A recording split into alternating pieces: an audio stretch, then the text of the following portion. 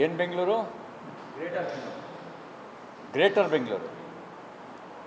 Brand Bengaluru ಅಂತ 2 ವರ್ಷ ಕಳೆದರು. ಈ ಗ್ರೇಟರ್ ಬೆಂಗಳೂರು ಅಂತ ಹೇಳ್ತಿದ್ದಾರೆ. ಇದ್ರ ಮೇಲೆ ತಮ್ಮ ಅಸಹಾಯಕತೆಯನ್ನು ವ್ಯಕ್ತಪಡಿಸಿದ್ದಾರೆ. ದೇವರಿಗೂ ಮೇಲಿಂದ ದೇವರು ಇಳಿದು ಕೆಳಗಡೆ ಬಂದರೂ ಸರಿ ಮಾಡೋಕ್ಕಾಗಲ್ಲ ಅನ್ನುವಂಥ ಅಸಹಾಯಕತೆಯನ್ನು ವ್ಯಕ್ತಪಡಿಸಿದ್ದಾರೆ. ದೇವರ ಮೇಲೆ ನಂಬಿಕೆ ಇರೋದು ಸರಿ, ಎಲ್ಲ ದೇವರು ಮಾಡೋದಾದರೆ ನೀವು ಯಾಕಿರಬೇಕು? ಜನರಿಗೂ ಹೇಳಿಬಿಡೋಣ, ದೇವರೇ ಎಲ್ಲ ಮಾಡ್ತಾನೆ, ನೀವು ತೆರಿಗೆ ಯಾಕೆ ಸಂಗ್ರಹ ಮಾಡ್ತೀರಿ? ದೇವ್ರು ಮಾಡೋದಲ್ವಾ? ದೇವ್ರಿಗೆ ಕೈ ಮುಗಿತೀವಿ ನಾವು, ನೀವು ಯಾಕೆ ತೆರಿಗೆ ಸಂಗ್ರಹ ಮಾಡ್ತೀರಿ? ಮತ್ತು ನಮ್ಮ ದೇವರು ಪ್ಲಾನ್ ಸ್ಯಾಂಕ್ಷನಿಗೆ ಅಡಿಗೆ 100 ರೂಪಾಯಿ ಲಂಚ ತಗೊಳ್ಳಿ ಅಂತ ಹೇಳಿಲ್ಲ. ಯಾವ ದೇವ್ರು ಹೇಳಿದೆ? ನಾವು ಪೂಜೆ ಮಾಡೋ ಯಾವ ದೇವರು ಹೇಳಿಲ್ಲಪ್ಪ. ಪ್ಲಾನ್ ಸ್ಯಾಂಕ್ಷನಿಗೆ ಅಡಿಗೆ 100 ರೂಪಾಯಿ ಬೆಂಗಳೂರಿಗೆ ಲಂಚ ತಗೊಳ್ಳಿ ಅಂತ ಯಾವ ದೇವ್ರು ಹೇಳಿದೆ? ಲಂಚ ತಗೊಳ್ಳೋರು ನೀವು. ಈಗ ದೇವ್ರ ಮೇಲೆ ಬರ ಹಾಕ್ತೀರಾ, ದೇವ್ರ ಕಡೆ ಕೈ ತೋರಿಸ್ತೀರಾ? ನಿಮಗೆ ಬೆಂಗಳೂರನ್ನ ಅಭಿವೃದ್ಧಿ ಪಡಿಸೋಕ್ಕಾಗಲ್ಲ ಅಂದರೆ ನಿಮ್ಮ ವೈಫಲ್ಯ ಒಪ್ಕೊಳ್ಳಿ. ನಿಮ್ಮ ವೈಫಲ್ಯ ಇರೋದು ಪ್ಲಾನಿಗೆ ದುಡ್ಡು ತೊಗೋತಿರಲ್ಲ, ಅಲ್ಲಿ ನಿಮ್ಮ ಲಂಚದಲ್ಲಿ ನಿಮ್ಮ ವೈಫಲ್ಯ ಇರೋದು. ನಿಮ್ಮ ವೈಫಲ್ಯನ ದೇವ್ರ ಮೇಲೆ ಯಾಕ್ರಿ ಹೊರಿಸ್ತೀರಿ? ಒಳ್ಳೆ ಮನಸ್ಸಿಟ್ಕೊಂಡು ಕೆಲಸ ಮಾಡಿದ್ರೆ ದೇವರು ಸಹಾಯ ಮಾಡ್ತಾನೆ. ನಿಮ್ಮ ಯೋಚನೆಯೇ ಕೆಟ್ಟದಾದರೆ, ದುಡ್ಡು ಹೊಡಿಬೇಕು ಅಂತಲೇ ಅಧಿಕಾರಕ್ಕೆ ಬಂದು ಕೂತ್ಕೊಂಡ್ರೆ, ಗುರಿನೇ ದುಡ್ಡು ಹೊಡೆಯೋದಾದರೆ ದೇವ್ರಿಗೆ ಏನು ಮಾಡೋಕ್ಕಾಗತ್ತೆ? ಈಗ ದೇವ್ರ ಕಡೆಗೆ ಬರ ತೋರಿಸ್ತೀರಾ?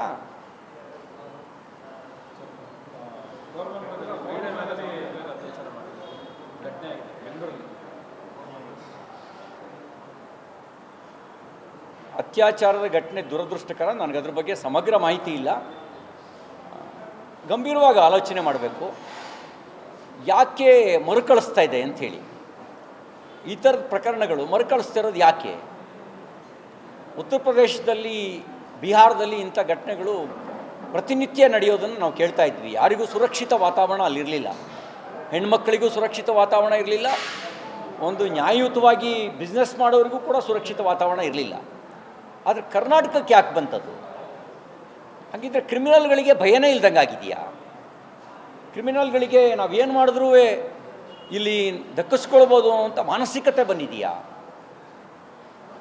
ಭಯಗೊಳ್ಬೇಕಾಗಿರೋದು ಸಜ್ಜನರಲ್ಲ, ಭಯಗೊಳ್ಬೇಕಾಗಿರೋದು ಕ್ರಿಮಿನಲ್ಗಳು. ಅವ್ರು ನಿರ್ಭಯರಾಗಿರೋದಕ್ಕೆ ಕಾರಣ ಏನು? ಇಲ್ಲೇನಾದರೂ ಅಭಯ ಹಸ್ತ ಕ್ರಿಮಿನಲ್ಗಳಿಗೆ ನಾವಿದ್ದೀವಿ ಅಂಥೇಳಿ ಒಂದು ವಿಶ್ವಾಸ ಮೂಡಿಸೋ ಕೆಲಸ ಮಾಡಿದೆಯಾ? ಇಲ್ಲಾಂದರೆ ಇಷ್ಟೊಂದು ಹತ್ಯೆ, ಆತ್ಮಹತ್ಯೆ, ಅತ್ಯಾಚಾರ ಯಾಕೆ ಮತ್ತೆ ಮತ್ತೆ ಮರುಕಳಿಸ್ತಾ ಇದೆ? ಇದನ್ನು ಸ್ವಲ್ಪ ಗಂಭೀರವಾಗಿ ಆಲೋಚಿಸಬೇಕಾದ ಅವಶ್ಯಕತೆ ಇದೆ, ಸಂವೇದನೆಯಿಂದ ಆಲೋಚಿಸಬೇಕಾದ ಅವಶ್ಯಕತೆ ಇದೆ.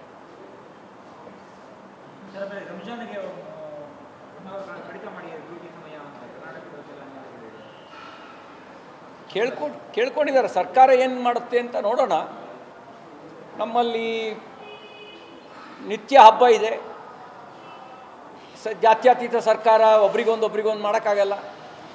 ನಾಳೆ ಜೈನರಿಗೂ ಕೊಡಬೇಕು, ಬೌದ್ಧರಿಗೂ ಕೊಡಬೇಕು, ಸಿಖ್ರಿಗೂ ಕೊಡಬೇಕು, ವೈಷ್ಣವರಿಗೂ ಕೊಡಬೇಕು, ಒಕ್ಕಲಿಗರಿಗೂ ಕೊಡಬೇಕು, ಲಿಂಗಾಯತರಿಗೂ ಕೊಡಬೇಕು. ಹಾಗೆ ಒಂದೊಂದು ಹಬ್ಬ ಬಂದಾಗ ಕುರುಬರಿಗೂ ಕೊಡಬೇಕು, ಎಲ್ಲರಿಗೂ, ದಲಿತರಿಗೂ ಕೊಡಬೇಕು. ನಮ್ಗೆ ಯಾಕೆಂದರೆ ನಮ್ಮದು ವೈವಿಧ್ಯತಮಯವಾಗಿರುವಂಥ ಒಂದು ರಾಷ್ಟ್ರ. ಆ ವೈವಿಧ್ಯತೆಯನ್ನು ಗೌರವಿಸಬೇಕಾಗತ್ತೆ. ಒಬ್ರಿಗೊಂದು ಮಾಡೋಕ್ಕಾಗಲ್ಲ. ನಾಳೆ ಎಲ್ಲರಿಗೂ ಅವಕಾಶ ಕೊಡಬೇಕಾಗತ್ತೆ. ನೋಡೋಣ ಜಾತ್ಯತೀತರು ಏನು ನಿರ್ಣಯ ತೆಗೆದುಕೊಳ್ತಾರೆ ಅಂತ. ಜಾತ್ಯತೀತತೆ ಅಂದರೆ ಓಲೈಸೋದು ಮಾತ್ರನೋ, ಜಾತ್ಯತೀತತೆ ಅಂದರೆ ಸರ್ವಧರ್ಮ ಸಮಭಾವನೋ? ನೋಡೋಣ. ಇವರು ಅಂಬೇಡ್ಕರ್ ಜಾತ್ಯತೀತತೆ ಅಂದರೆ ಅದು ಸರ್ವಧರ್ಮ ಸಮಭಾವ. ಆ ಸಂವಿಧಾನ ಸರ್ವಧರ್ಮ ಸಮಭಾವ ಹೇಳಿರೋದು. ಓಲೈಕೆಯನ್ನು ಹೇಳಿಲ್ಲ ಸಂವಿಧಾನ. ಇವರು ಓಲೈಕೆ ಮಾಡ್ತಾರೋ ಸಮಭಾವ ಕೊಡ್ತಾರೋ ನೋಡೋಣ. ಅದು ಎಲ್ಲರಿಗೂ ಮುಂದುವರಿಸ್ಬೇಕಾಗತ್ತೆ. ನಾವು ಗಣಪತಿ ಇಟ್ಟಾಗ ಇಡೀ ದಿನ ನಮಗೆ ರಜೆ ಕೊಡಬೇಕಾಗತ್ತೆ. ನಾವು ನಿತ್ಯ ಭಜನೆ ಮಾಡಬೇಕು, ಹಗಲು ಮಾಡಬೇಕು. ನಾವು ಎಲ್ಲ ಮಾಡಬೇಕಾಗತ್ತೆ. ಏಕಾದಶಿ ಬಂದಾಗ ಏಕಾದಶಿಗೆ ವಿಶೇಷ ಯಾರ್ಯಾರು ಏಕಾದಶಿ ಮಾಡ್ತಾರೆ ಅವರಿಗೂ ಇದೇ ರೀತಿ ಒಂದು ಅವಕಾಶ ಕೊಡಬೇಕಾಗತ್ತೆ. ನಾವು ಬೇರೆಯವರಿಗೆ ಯಾಕೆ ಕೊಡಬೇಡಿ ಅಂತ ನಾವು ಹೇಳಲ್ಲ, ನಮಗೂ ಕೊಡಿ ಅಂತ ಕೇಳ್ತೀವಿ. ಎಲ್ರಿಗೂ ಮಾಡಿದ್ದು ನೀವು ಎಲ್ರೂ ಸಮಾನವಾಗಿ ನೋಡೋರಲ್ವಾ, ನಮಗೂ ಕೊಡಿ ಅಂತ ಕೇಳ್ತೀವಿ. ನೋಡಿ, ಕಾಲೇಜ್ಗಳಲ್ಲಿ ಯೂನಿಫಾರ್ಮ್ ಅನ್ನೋದನ್ನು 1964 ಮಾಡಿರೋದು. ಶಾಲಾ ಕಾಲೇಜುಗಳಿಗೆ ಯೂನಿಫಾರ್ಮ್ ಅನ್ನೋದನ್ನು,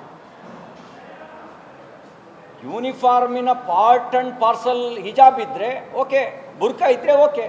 ಯೂನಿಫಾರ್ಮೇ ಬುರ್ಕಾ ಆದರೆ ಓಕೆ, ಯೂನಿಫಾರ್ಮ್ ಬುರ್ಕಾ ಅಲ್ಲದೆ ಇದ್ದರೆ ಆವಾಗ ನಾವು ಹೇಳಬೇಕಾಗುತ್ತೆ, this is not a Afghanistan, this is not a Taliban ಸರ್ಕಾರ ಅಂತ ಹೇಳಬೇಕಾಗತ್ತೆ. ಹಾಗಾಗಿ ಯೂನಿಫಾರ್ಮ್ ಏನಿದೆ ಅದಿರಬೇಕು ಅಂತ ನಮ್ಮ ಪ್ರತಿಪಾದನೆ. ಯಾವ ವಸ್ತ್ರ ಬೇಕು ಬೇಡ ಅನ್ನೋ ಪ್ರಶ್ನೆ ಅಲ್ಲ. ಫ್ರೀಡಮ್ ಇದೆ, ನಮ್ಮ ದೇಶದಲ್ಲಿ ಫ್ರೀಡಮ್ ಇದೆ. ಹಾಗೆ ಶಾಲೆಗೆ ಯೂನಿಫಾರ್ಮ್ ಅನ್ನೋದು ಕೂಡ ಸರ್ಕಾರವೇ 1964 ಮಾಡಿರೋದು. ನಾನು ಹುಟ್ಟಕ್ಕೆ ಮುಂಚೆ BJP ಅನ್ನುವಂಥ ಪಕ್ಷವೇ ಇಲ್ಲದೆ ಇದ್ದ ಕಾಲದಲ್ಲಿ ಶಾಲಾ ಕಾಲೇಜುಗಳಿಗೆ ಯೂನಿಫಾರ್ಮ್ ಅಂತ ಮಾಡಿರೋದು. ಆ ಯೂನಿಫಾರ್ಮಿನ ಪಾರ್ಟ್ ಆ್ಯಂಡ್ ಪಾರ್ಸಲ್ ಯಾವುದಿರುತ್ತೆ ಅದಿರಬೇಕು, ಯಾವುದಿರಲ್ಲ ಅದಿರಬಾರ್ದು. ಹಾಗಾಗಿ ಡ್ರೆಸ್ ಕೋಡ್ ಏನಿರಬೇಕು ಅನ್ನೋದು ಇಂಡಿವಿಜುವಲ್, ಅದು ನಾವು ಯಾವ ಡ್ರೆಸ್ ಬೇಕಾದ್ರೂ ನಾವು ಹಾಕ್ಕೊಳ್ಬೋದು. ಆದರೆ ಶಾಲಾ ಕಾಲೇಜುಗಳಿಗೆ ಒಂದು ಯೂನಿಫಾರ್ಮ್ ಅಂತ ಮಾಡಿದೆಯಪ್ಪ, ಕೋರ್ಟಿಗೆ ಒಂದು ಯೂನಿಫಾರ್ಮ್ ಅಂತ ಮಾಡಿದೆಯಪ್ಪ. ಕೋರ್ಟಿಗೆ, ಹೈಕೋರ್ಟಿಗೆ ಒಂದು ಯೂನಿಫಾರ್ಮ್ ಇದೆ, ಸುಪ್ರೀಂ ಕೋರ್ಟಿಗೆ ಒಂದು ಗೌನ್ ಹಾಕ್ಕೊಂಡು ಬರ್ತಾರೆ. ಇಲ್ಲಿ ಜಿಲ್ಲಾ ನ್ಯಾಯಾಲಯಗಳಿಗೆ ಕರಿಕೋಟ್ ಹಾಕೊಂಡು ಬರ್ತಾರೆ. ಇಲ್ಲ ಕರಿಕೋಟ್ ಯಾಕೆ, ನಾನು ಕೇಸರಿ ಕೋಟ್ ಹಾಕೊಂಡು ಬರ್ತೀನಿ ಅಂತ ಅಂದರೆ ಅಕ್ಸೆಪ್ಟ್ ಮಾಡ್ಕೊಳ್ಳೋದಾದ್ರೆ ಅಕ್ಸೆಪ್ಟ್, ಓಕೆ, ನಮ್ಮದೇನು ತಕರಾರಿಲ್ಲ. ಗ್ಯಾರಂಟಿ ನ್ಯೂಸ್, ಸುದ್ದಿ ಖಚಿತ, ನ್ಯಾಯ ನಿಶ್ಚಿತ.